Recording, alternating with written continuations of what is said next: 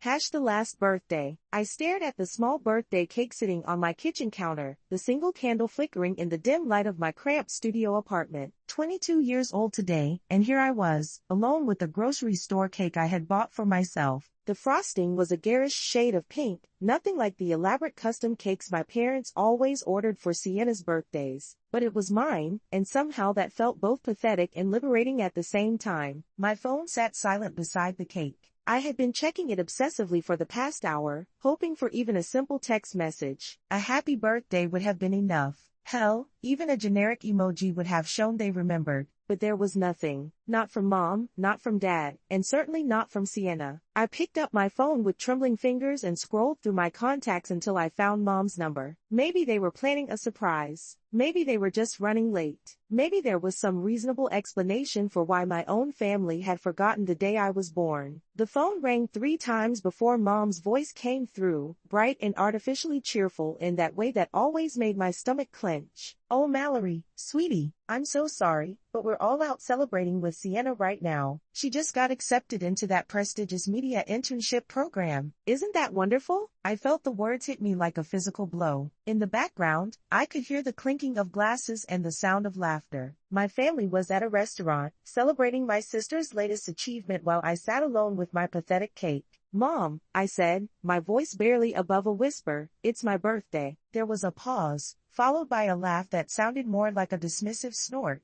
"Oh honey, don't be so dramatic. Sienna's news is much more important right now. We'll make it up to you later. You're an adult now. You shouldn't be so childish about these things." Before I could respond, I heard Sienna's voice in the background, loud and mocking. "Tell her not to be jealous. Do you want me to bring her some leftovers?" The sound of their laughter echoed through the phone before Mom hung up without another word. I sat there, staring at the dead screen, feeling something cold and hard settle in my chest. It wasn't sadness anymore. It was something much more dangerous, clarity. This wasn't the first time. It was just the latest in a long line of moments where I had been pushed aside, forgotten, made to feel invisible in my own family. But tonight, something was different. Tonight, I didn't want to cry or make excuses for them. Tonight, I wanted to do something about it. I grabbed my keys and headed for the door, leaving the cake behind. If my family couldn't be bothered to celebrate with me, I knew someone who would. Riley opened her door before I could even knock, as if she had been waiting for me. Her warm brown eyes immediately filled with concern when she saw my face. "Mal, what's wrong? I thought you were having dinner with your family tonight." "They forgot," I said simply, and somehow saying it out loud made it feel less devastating and more infuriating. "They're out celebrating Sienna's internship instead." Riley's expression darkened, but before she could say anything, Ellen appeared behind her, followed by Dana. The 2 women who had become like surrogate mothers to Riley after her own parents died had also become a source of warmth and acceptance I had never experienced in my own home. "Did I hear that correctly?"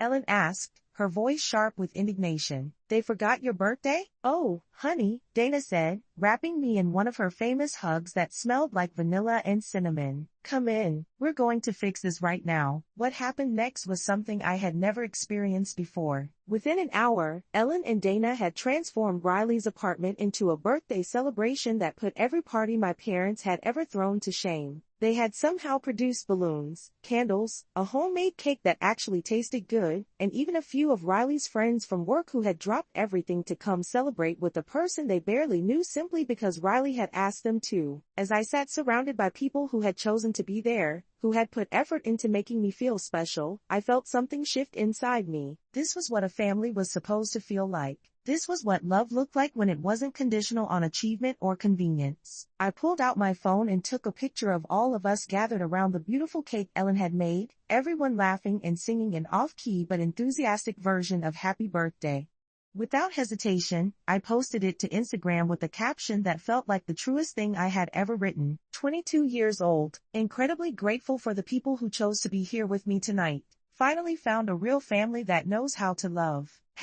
#real family #birthday love. I hit post before I could second guess myself, and within minutes, the notifications started pouring in. Friends from nursing school, distant relatives, family friends who had known me since I was a child. The response was overwhelming, and I realized that people had been watching, had been noticing the pattern even when I hadn't been ready to see it myself. My phone rang 20 minutes later. Mom's name flashed on the screen, and this time her voice was stripped of all pretense of sweetness. "Mallory Dean, take that post down right now. You're embarrassing this entire family." "I'm just telling the truth, Mom," I replied, surprised by how calm I sounded. "Why would the truth embarrass you? Don't you dare get smart with me."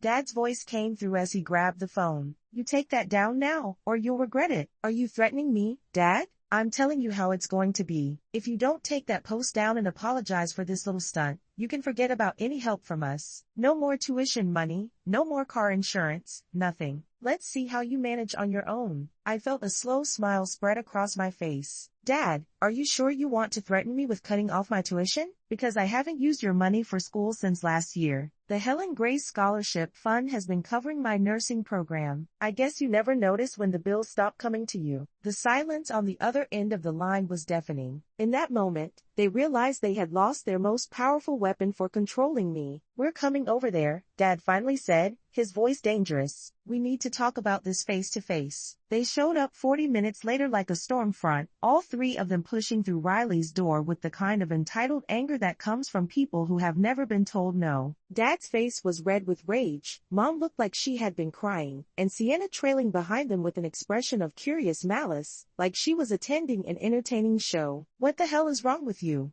Dad demanded, not bothering with pleasantries. "Do you have any idea what you've done to our reputation? People are calling, asking questions. They think we're bad parents." "Maybe because you are," I said quietly, and the words seemed to echo in the sudden silence. Mom's voice rose to a near shriek. "After everything we've done for you, we've fed you, clothed you, put a roof over your head, and this is how you repay us? By humiliating us on social media like some kind of ungrateful child? Everything you've done for me?" I laughed, and it was a sound I didn't recognize coming from my own throat. "When was the last time you came to one of my clinical rotations? When was the last time you asked about my grades? When was the last time you remembered my birthday without me having to remind you?" "You're being ridiculous," Sienna chimed in, her voice dripping with the kind of superiority she had perfected over years of being the golden child. "You should be grateful. Everyone knows I'm the talented one in this family. You should be happy to support that instead of being jealous." "Jealous?" I turned to look at my sister, really look at her, for the first time in years. "You know what, Sienna? You're right. I am jealous. I'm jealous that you've never had to wonder if your parents love you. I'm jealous that you've never had to buy your own birthday cake. I'm jealous that you get to live in a world where you matter." Ellen stepped forward, her voice cutting through the chaos with the authority of someone who had raised children and knew dysfunction when she saw it. "I think you all need to leave. Now, this is none of your business," Dad snarled. "It became my business the moment you showed up at my door screaming at a young woman whose only crime was celebrating her birthday with people who actually care about her," Ellen replied, her voice steel wrapped in velvet. They left, but not before Dad threw one final threat over his shoulder. "You'll regret this, Mallory. You'll come crawling back, and when you do, don't expect us to welcome you with open arms." After they were gone, I sat in Riley's living room, shaking from adrenaline and something that felt suspiciously like freedom. I had finally said the things I had been thinking for years, and the world hadn't ended. If anything, I felt lighter than I had in months. But Dad had never been one to make empty threats, and I should have known he wouldn't let this go without a fight. 2 days later, I was called in to drive Harrison's office at the hospital where I was doing my clinical rotation. My heart hammered as I walked down the sterile hallway, convinced that somehow my family drama had followed me into the one place where I had felt competent and valued. Harrison was a kind man in his 50s who had always treated me with respect and encouragement. He had been the first person to tell me I had real potential as a nurse, and his opinion meant more to me than almost anything. When I knocked on his office door, I was prepared for the worst. "Mallory, please sit down," he said, his voice gentler than usual. "Your father called me yesterday." My stomach dropped. Harrison, I can explain." He held up a hand to stop me. "He told me quite a story about you being unstable, causing problems in your family, making poor decisions. He suggested that perhaps allowing you to continue your clinical rotation here might be inadvisable." I felt the blood drain from my face. This was it. This was how Dad was going to destroy the one thing I had built for myself. the one place where I was valued for my own merits rather than compared to Sienna. However, drive. Harrison continued, and I looked up to see a small smile playing at the corners of his mouth. I've been watching you work for 6 months now. I've seen how you interact with patients, how you handle pressure, how you support your fellow students. I trust what I see over what I'm told. I felt tears prick at my eyes, but he wasn't finished. There's something else, something your father doesn't know.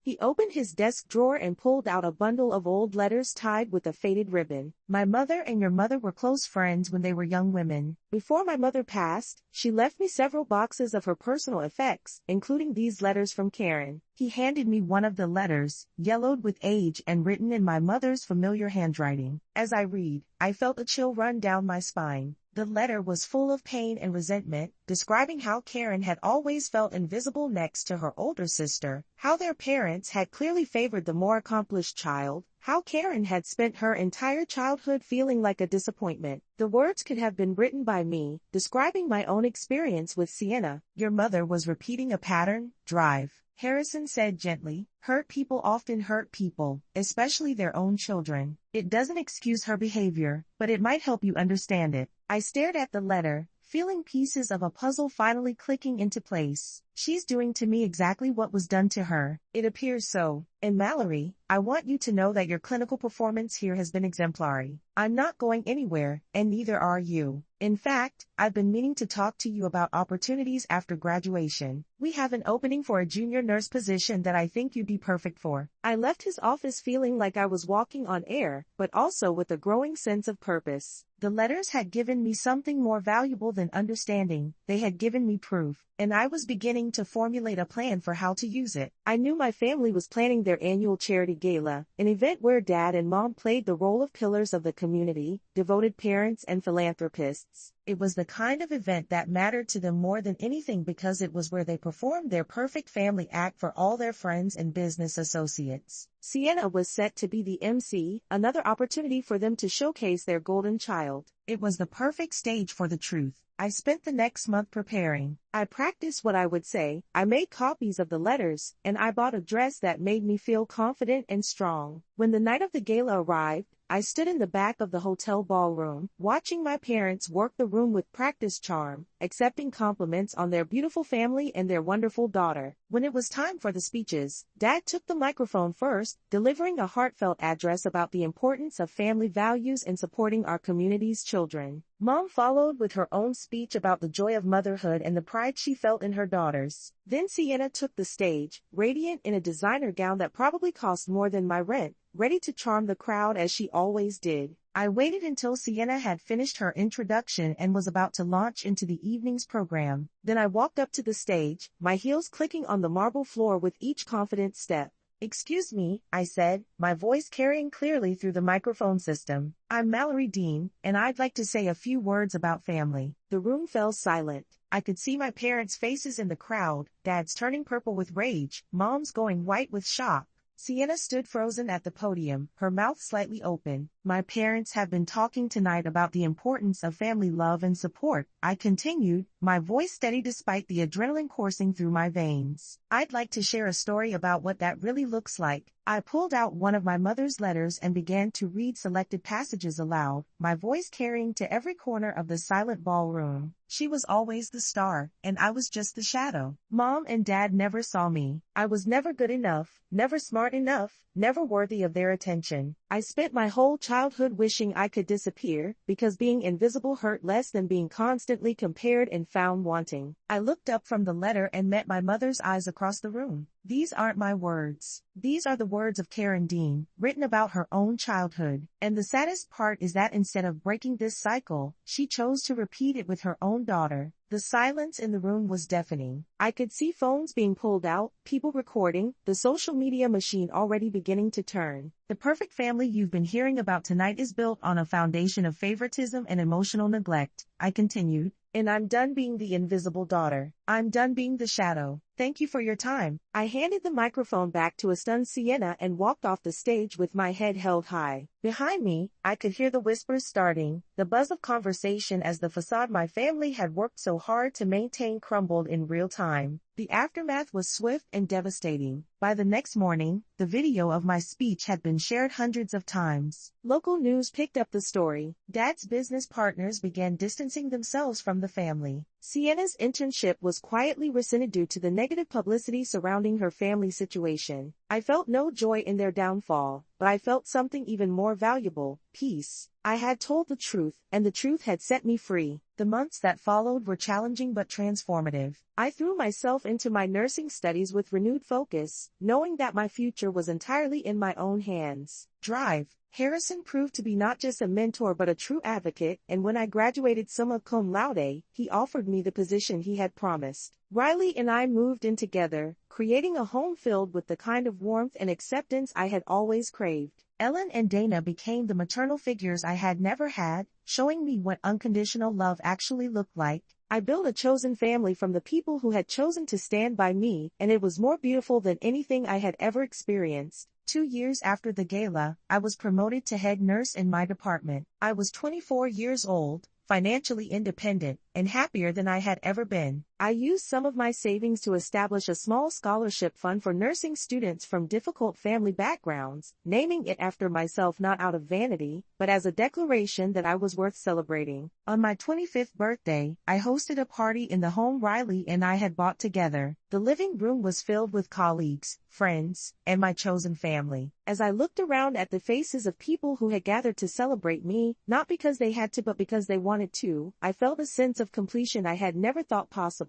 My phone buzzed with a message from one of my scholarship recipients. "Thank you, Mallory. You showed me that we can create our own families, and that we're worthy of love just as we are. Happy birthday to someone who changed my life." I smiled as I read the message, feeling a deep sense of satisfaction. I had not just healed my own wounds, I was helping to heal others. I had taken the pain of my past and transformed it into something meaningful, something that would outlast any hurt my biological family had caused. As Riley brought out the cake everyone had made together, singing an enthusiastic if slightly off-key version of Happy Birthday, I realized that this was what I had been searching for all along. Not the approval of people who would never truly see me, but the love of people who had chosen to know me. Not the validation of those who had made me feel small, but the respect of those who recognized my worth. I blew out the candles on my cake and made a wish not for revenge or reconciliation, but for continued growth, for the strength to keep helping others find their way out of toxic patterns, and for the wisdom to recognize love when it appears in unexpected places. The little girl who had once sat alone with a grocery store cake was gone. In her place stood a woman who knew her own value, who had created a legacy of healing, and who understood that sometimes the greatest act of love is refusing to accept anything less than you deserve. That night, as I cleaned up the wrapping paper and empty cake plates, I found myself thinking about my mother's letters. I understood now that hurt people do indeed hurt people, but I had chosen to break that cycle. Instead of passing on the pain, I had chosen to pass on hope. My phone sat silent on the kitchen counter, but for the first time in my life, I didn't need it to ring. I didn't need validation from people who had proven themselves incapable of giving it. I had everything I needed right here, in the life I had built with my own hands and the family I had chosen with my own heart. And that, I realized, was the greatest birthday gift of all.